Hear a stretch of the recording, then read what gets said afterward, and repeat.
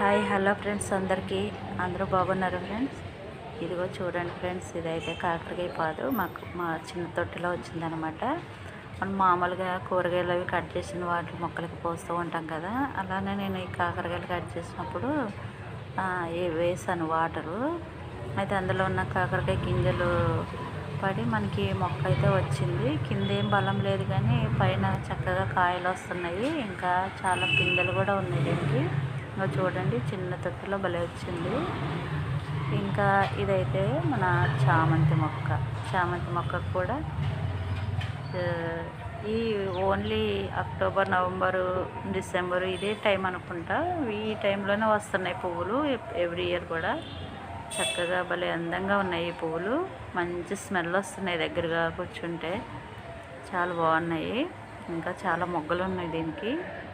ఈ పువ్వులను అయితే అసలు కట్ చేయబుద్దిగా అలాగే వదిలేసాను, చాలా అందంగా అనిపిస్తున్నాయి. ఫ్రెండ్స్, మన ఛానల్ని ప్లీజ్ సపోర్ట్ చేయండి. అలాగే కొత్త ఎవరైనా చూస్తుంటే సబ్స్క్రైబ్ చేసుకొని సపోర్ట్ చేయండి ఫ్రెండ్స్. మీకు తెలిసిన వారితో కూడా మన ఛానల్ని సబ్స్క్రైబ్ చేయించి సపోర్ట్ చేయండి ఫ్రెండ్స్. థ్యాంక్ యూ అండి. Thank you for watching.